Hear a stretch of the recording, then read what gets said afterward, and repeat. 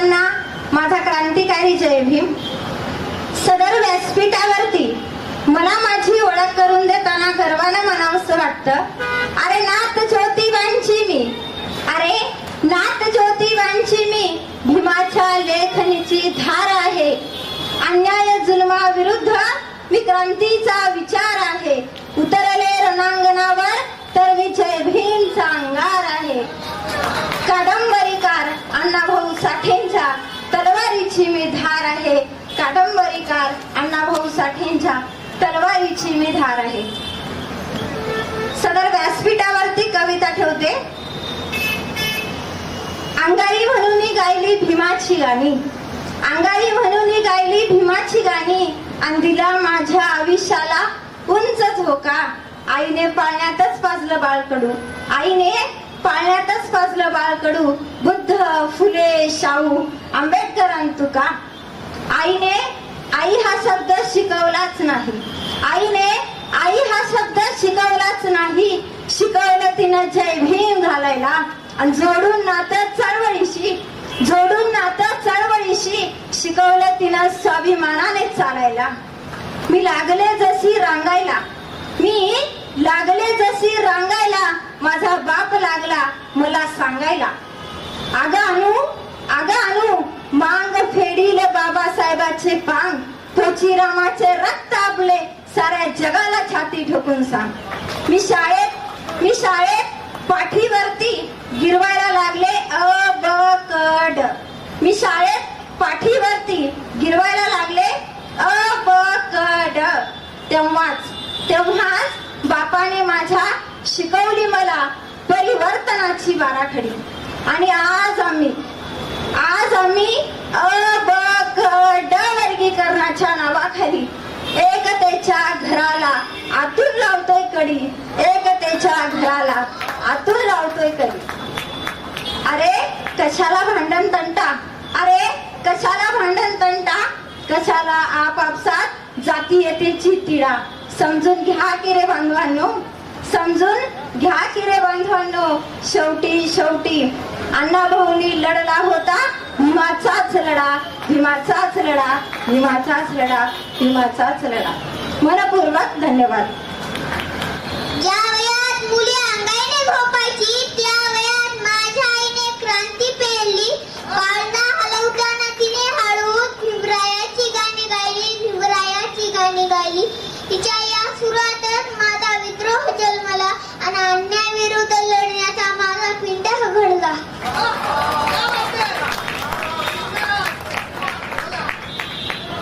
ज्याप्रमाणे पक्ष्यांनी आम्हाला उडायला शिकवलं, वाऱ्याने आम्हाला सावरायला शिकवलं, अगदी त्याचप्रमाणे भारतीय संविधानाने जीवन जगायला शिकवलं. अण्णा तू इथल्या वर्गवाद्यांची आणि वर्णवाद्यांची कातडी सोडून आमची डफ मडवली. शाळेच्या पायरी हे चढता विद्यापीठ घडवली. आंदोलनामध्ये घेतला घाव, वंधन तुला भीवरा, वंधन तुला अण्णाभाऊ. तथागत गौतम बुद्ध, क्रांतीसूर्य ज्योतिबा फुले, क्रांतीज्योती सावित्रीबाई फुले, महामाता रमाई आणि तुम्हा आम्हा सर्वांचे उद्धार करते महामानव, प्रकांड पंडित, भारतीय घटनेचे एकमेव शिल्पकार डॉक्टर बाबासाहेब आंबेडकर यांचे आचार विचार आणि प्रतिमांना प्रथमतः विनम्र. आजच्या या देशातील लोक सहभागातील पहिले एकदिवसीय रमाई साहित्य संमेलनाचे अध्यक्ष महोदय. हे साहित्य संमेलन घडवून आणणारे रमाई पुत्र विठ्ठलराव गायकवाड,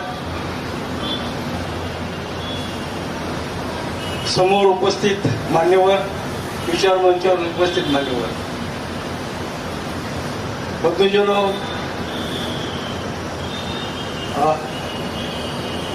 रमणी सोनवणे यांना ज्यांनी ऐकले ते आज खरं तर भाग्यवान आहेत. आणि ज्यांना मिस झालं ते त्यांनी पुन्हा कधीतरी रमणी सोनवणेनं ऐकावं. रमणी सोनवणे यांचा सुरुवातीचा प्रयोग शताब्दी बुद्ध विहार इथे माझ्या अधिपत्याखाली म्हणजे मी घडवून आणलेल्या कार्यक्रमाखाली त्यांचा पहिला प्रयोग झालेला म्हणजे त्यांचा आमच्या शताब्दी बुद्ध विहारामध्ये सुद्धा प्रयोग झालेला आहे. आणि त्यानंतर मी आज पाहतोय त्या प्रयोगात आणि या प्रयोगात बराच मोठा बदल झालेला आहे. आणि तो त्यांच्या वाचनातून दिसतो आहे, आमच्या पुस्तकातून दिसतो आहे. रमणी सोनवणे यांनी खर तर खरी गोष्ट अशी आहे की रमाई लिहिणं जितकं अवघड तितकं सांगणं अवघड आहे. रमाई लिहिताना ज्याला रडायला येत नसेल तो रमाई लिहू शकत नाही, आणि ज्याला रडायला येत नसेल तो रमाई सांगू शकत नाही. आम्हाला रडता लिहावं लागतंय रमाई. रमाईवर हे उदाहरणारे प्रसंग जे आहेत ना ते मांडताना रडत लिहावं लागतं. आणि रडत लिहिलं तरच ते माणसाच्या मनापर्यंत पोचतात विचार, तरच खरी रमाई लोकांना कळते. हे आमच्यासारख्या लेखकाला किंवा माझ्यासारख्या लेखकाला कळतं. माझं महामाता रमाई हे पुस्तक 2006ला पहिली आवृत्ती आली आणि 2024ला 5वी आवृत्ती आलेली आहे.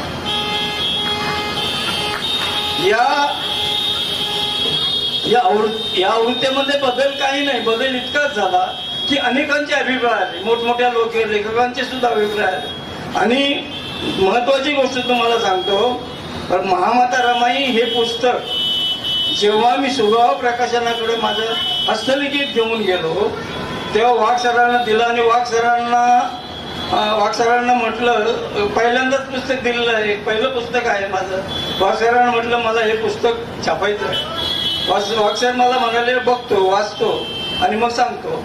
8व्या दिवसाला वाघ सरांचा फोन आला आणि मला म्हणाले ताबडतोब तुमची रमाई छापायची आहे, ताबडतोब निघून या.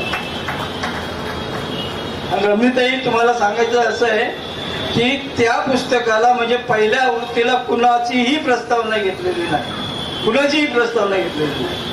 म्हणजे लेखकांचं असं असतं जितकी मोठ्या लेखकाची प्रस्तावना तितक्या आपल्या पुस्तकाचा खप होतो. पण मी प्रस्तावना कुणाचीही घेतली नाही. सुगावाच्या वाघ सरांना सांगितलं सर कुणाची तरी प्रस्तावना किंवा तुमचे विचार, तुमच्या पुस्तकाला प्रस्तावनेची आवश्यकता नाही, तुम्ही मनोगत मांडा, मी पुस्तक छापतो. अशा प्रकारचं आश्वासन वाघ सरांनी दिलं आणि ते पुस्तक छापून आलं. पहिली आवृत्ती ते 5वी आवृत्तीचा प्रवास तो असा झाला. 4थ्या आवृत्तीपर्यंत प्रस्तावना नाही, 4थ्या आवृत्तीपर्यंत अभिप्राय सुद्धा नाही. पण 5वी आवृत्ती छापण्याचं जेव्हा जाहीर झालं तेव्हा अनेक लोकांचे फोन आले आणि आम्हाला तुमचा अभिप्राय म्हणायचा, आपण अभिप्राय म्हणायचा आहे. अनेकांचे असे फोन आले. पण मी फक्त दोघांचे अभिप्राय घेतले, एक ज्येष्ठ साहित्यिक नमत जोशी आणि दुसरा डॉक्टर राजाभाऊ वेलमे ज्यांनी भिवा ते बोधिसत्व हे पुस्तक ग्रंथ मांडलेलं आहे त्यांचे अभिप्राय. आणि ते अभिप्राय त्या पुस्तकामध्ये 5व्या आवृत्तीमध्ये आहेत, ते तुम्हाला वाचायला मिळतील. गोष्टी रमाईच्या हे ज्या 3-4 दिवसाच्या आपल्या साहित्य संमेलनामध्ये वाटप होत आहे, गोष्टी रमाईच्या या पुस्तकात, या पुस्तकाची कथा अशी आहे. कथा म्हणजे कथा तीच आहे, रमाई तीच आहे, पण पुस्तक लिहिण्यामागं काहीतरी हेतू आहे. ते पुस्तक छोटी पुस्तिका आहे. ते पुस्तक लिहिण्यासाठी मला लोकांचे अनेक फोन आले. महामाता रमाई ज्यांनी वाचले त्या सगळ्यांचे फोन आले आणि लोकांचा आग्रह असा झाला की हा ग्रंथ आहे, 150 पानी रमाई मी मांडलेली आहे. महामाता रमाई 150 पानी आहे. तुम्ही एक छोटी पुस्तकं अशी लिहा की ती वाचल्यानंतर ताबडतोब आमच्या लक्षात राहील आणि आम्हाला कुठेही उभं राहून बोलता येईल अशी एक छोटी पुस्तकं लिहा. म्हणून गोष्टी रमाईच्या या पुस्तकाची निर्मिती झाली आणि त्याचं प्रकाशन 1 फेब्रुवारी 2026ला म्हणजे आपल्या या रमाईचं मध्येच प्रकाशन झालेलं आहे. आणि आज एकही प्रत शिल्लक नाही. दुसऱ्या आवृत्तीकडे वाटचाल सुरू झाली. पुस्तक लिहिणं जितकं जड तितकं सांगणं अवघड. रमणी सोनवणे गेल्या 22 वर्षापासून कसं सांगताय हेच खरं तर आश्चर्याची गोष्ट आहे. मी समोर राहून ऐकत होतो आणि मन मोकळे रडत होतो. तुम्ही कुणीतरी पाहिलं असेल, रडत होतो. मीच पुस्तकात झाले का मीच गोष्टी सांगितलेल्या आहेत आणि त्याच गोष्टी मी ऐकतोय आणि ते ऐकताना मलाच रडायला येतं. खरं तर रमाई काळ तिच्या एकेका बाळावर झडत जाते. काळ तिच्या एकेका बाळावर झडत जाते, पण रमाई काळावरही अडून होते. रमाई कष्ट करते. रमाई कष्ट करते पण थकत नाही. रमाई कष्टानं थकवते, श्रमानं दमवते आणि पुढं वाटचाल करते. म्हणून रमाई ही नुसती रमाई राहते, नुसती त्यागाची मूर्ती राहत नाही, नुसती सहनशक्तीची मूर्ती राहत नाही. ती सगळ्यांचा आदर्श होते. म्हणजे प्रत्येक माऊलीचा आदर्श होते, प्रत्येक आईचा आदर्श होते, प्रत्येक पत्नीचा आदर्श होते. घर कसं सांभाळावं हे रमाई आपल्याला शिकवते. घर कसं चालवावं हे रमाई आपल्याला शिकवते. संकटावर आरूढ कसं व्हावं, काळावर मात कशी करावी हे रमाई आपल्याला शिकवते. म्हणून रमाई जेव्हा मला सापडली, मी पैशासाठी पुस्तकं लिहिलीच नाही, ही तुम्हाला सांगणे हे म्हणून सांगतो. पैशासाठी पुस्तक लिहिलं जातं. एका ठिकाणी सरांनी आता पुस्तकं 500 वाटली, मी 300 पुस्तकं फुकट वाटलेली आहेत. लोक एका संमेलनामध्ये 300 पुस्तकं त्या कार्यकर्त्याला सांगितलं, ही पुस्तकं रमाई माझी रमाई किंवा आपली रमाई ही घराघरापर्यंत पोहोचले पाहिजे. तिचा आदर्श घराघरापर्यंत पोहोचला पाहिजे, मनापर्यंत पोहोचलं पाहिजे, प्रत्येक स्त्रीपर्यंत पोहोचला पाहिजे, प्रत्येक पत्नीपर्यंत पोहोचला पाहिजे, प्रत्येक आईपर्यंत.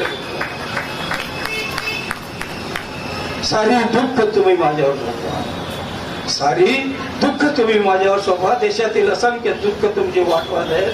हजारो नजरा तुमच्याकडे आशेनं पाहत आहेत. त्यांच्या आशेचं दीप व्हा असं आपल्या प्रज्ञावंत पतिराजा सांगून स्वतः मात्र अदृश्याच्या आगीत जळत राहते, होरबळत राहते. परंतु त्याची झळ दुसऱ्या कोणाचंही पोचू देत नाही. म्हणून रमाई ही नुसती रमाई राहत नाही, नुसती त्यागाची संस्थेची कारुण्याचे प्रतीक राहत नाही, तर महामाता रमाई होते, असंख्य लेकरांची माता होते. अशी ही माता, अशी ही रमाई लिहिण्याचं धाडस मी केलं आणि त्यात बऱ्यापैकी यशस्वी झालो असं मला वाटायला लागलं. कारण रमिनीताईंनी मांडलेली रमाई आणि माझी रमाई याच्यात बरंचसं साम्य आहे. त्यामुळं मला असं वाटायला लागलं आज मी कृतार्थ झालो. आणि आपण सर्वांनी, मी आगंतुक आहे खरं, म्हणजे इथं कुठंच माझं नाव नाही आहे, तरी सुद्धा मी उभं राहून माझे स्वतःचे थोडेफार काही विचार होते ते आपल्यासमोर मांडले आणि आपण सगळ्यांनी ऐकले. याबद्दल आपले सगळ्यांचे आभार मानतो. इथं उपस्थित गुजराव साहेबांचे आभार मानतो, आपल्या सगळ्यांचे आभार मानतो, साहित्य संमेलनाचे आभार मानतो. इथंच थांबतो. जय भीम, जय बुद्ध, जय भारत.